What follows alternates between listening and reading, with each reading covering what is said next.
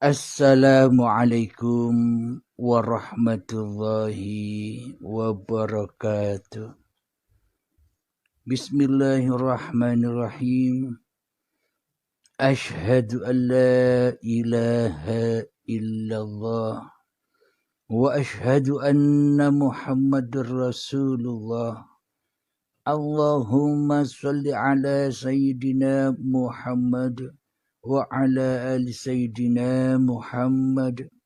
Rabbi syrah li sadri wa yassir li amri wahlul 'uqdatam min lisani yafqahu qawli. Amin. Bismillahirrahmanirrahim. Salam hormatku, salam kangenku, salam ta'zimku buat para sahabat-sahabatku tercinta, jamaah uripi Allah dimanapun Anda berada, baik yang ada di dalam ataupun yang ada di luar negeri, Alaska, Thailand, Brunei, Singapura, Malaysia, dan di dalam negeri sendiri.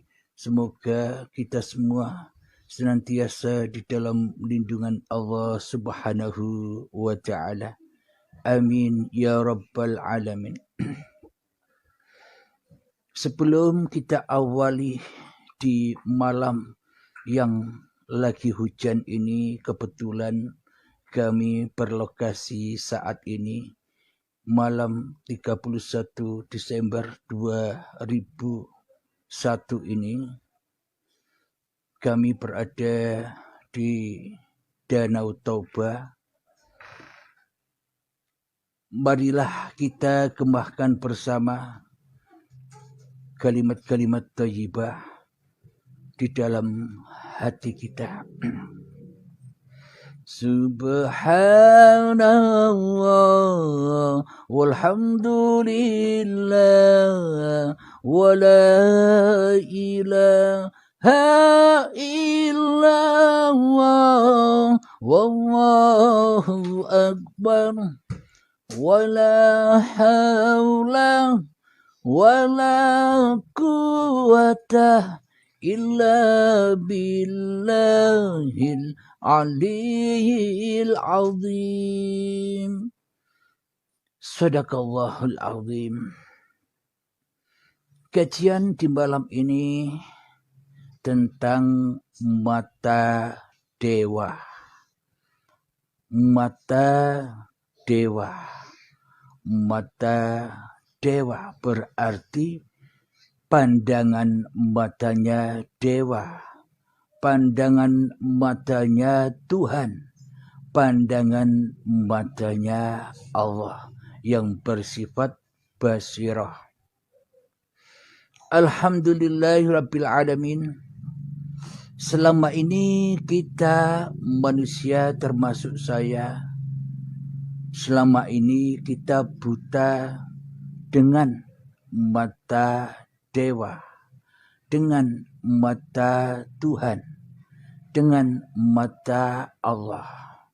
Selama ini kita telah menyangka dan menuduh, berarti bila ada mata dewa, ada mata Tuhan, ada mata Allah, berarti Allah punya mata. Selama ini kita pasti menjurus fokusnya ke babakan makhluk. Karena kita makhluk, ya yang dibahas, ya yang dikaji, ya makhluk.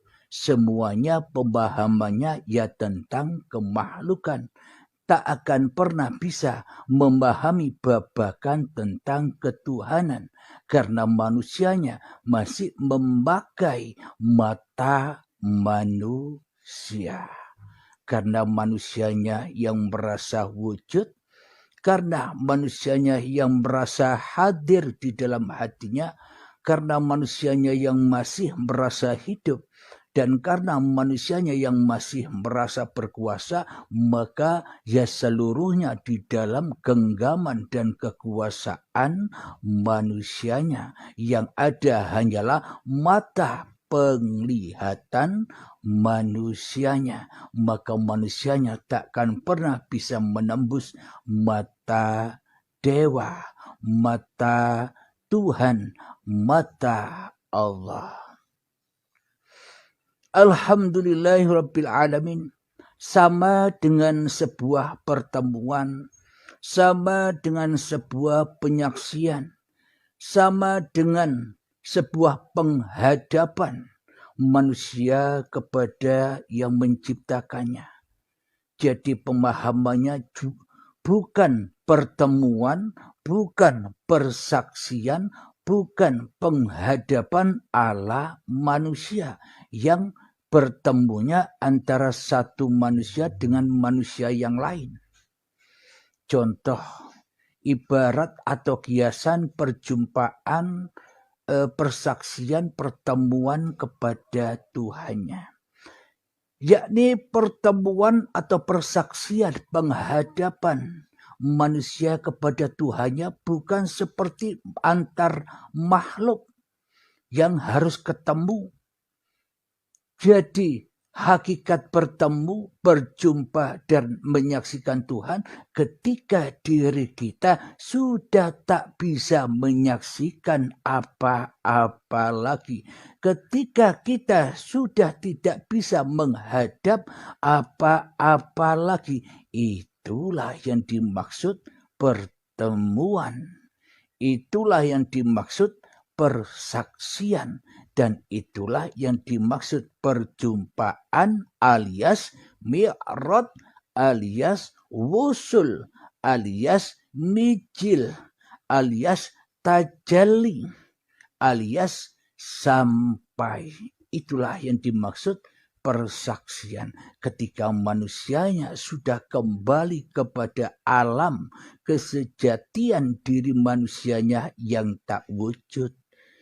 Alam kesejatian diri manusianya yang tak hidup.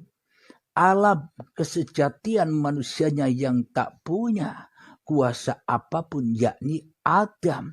Itulah yang dimaksud pertemuan. Seperti pertemuan antara sang dalang dan wayangnya. Ketika wayang sudah tidak bisa apa-apa lagi.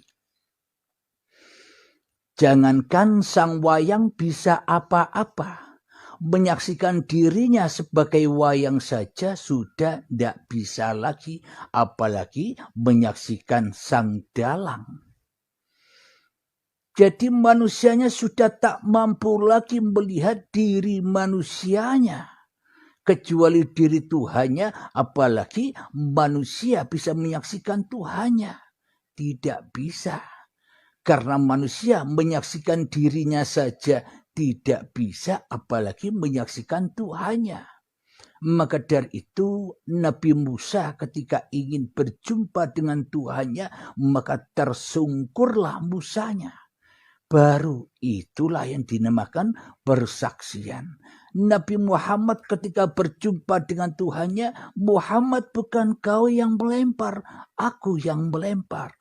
Muhammad bukan kau yang memanah, aku yang memanah. Itulah yang dimaksud perjumpaan. Itulah kiasan-kiasan di dalam mengarungi bahtera, mengarungi samudra ilmu hakikat dan makrifat. Jadi itu pun berlaku pada kajian malam ini, yakni mata dewa, persaksian Tuhan kepada zatnya sendiri dan persaksian Tuhan kepada apapun yang telah diciptakannya. Inilah yang dimaksud syahadat itu. Bukan persahadatan manusianya, bukan persaksian manusianya, yakni persyahadatan dan persaksian Tuhan sendiri atas manusianya. Maka seluruh apa yang dikerjakan manusianya pasti kembali pulang kepada Tuhannya. Itulah alam lillahi ta'ala, ketika manusianya sudah ya ayyuhalladzina amanu udkhulu fis-silmi kafah, wahai orang-orang yang beriman, masuklah ke dalam agamaku, agama keselamatan, agama kepasrahan. Ketika kau pasrahkan dirimu, ketika kau pasrahkan hidup dan badanmu, ketika kau pasrahkan harta-harta yang kau kumpulkan, ketika kau pasrahkan urusan-urusan duniamu, ketika kau pasrahkan amal-amal ibadahmu, ketika kau pasrahkan ilmu-ilmu yang telah membelenggu hatimu, itulah yang dimaksud perjumpaan. Itulah yang dimaksud pertemuan, yakni ketika manusianya menghadapi syakaratul mautnya di dalam baiat, yakni rela ridho kembali kepada Allah. Itulah yang dimaksud manusia berbondong-bondong masuk ke dalam agama Allah ketika manusianya sudah rela mati di dalam menyaksikan Tuhannya. Alhamdulillahirabbil alamin. Selama ini kebanyakan manusia melihat diri manusianya. Manusia menatap dengan mata manusianya, maka takkan pernah bisa menyelami mata dewa, mata Tuhan, mata Sang Pencipta. Kenapa? Karena manusianya masih menjadi Tuhan di dalam hatinya. Akhirnya manusianya bertemu dengan alam-alam imajinasinya. Akhirnya manusia bertemu dengan alam-alam halusinasinya, dengan ilmu-ilmu dan amal-amal yang dikerjakannya. Sehingga manusia membangkitkan iblis dan setan di dalam amal dan ilmunya. Karena di dalamnya manusia merasa bangga dan merasa mulia dengan apa-apa yang diamalkannya, sehingga membangkitkan iblis dan setan sebagai khodam-khodamnya untuk membantu kesaktiannya. Akhirnya manusianya masuk ke dalam alam mukasyafah atau alam karomah. Di dalam alam mukasyafah atau alam karomah itu terbagi dengan dua golongan.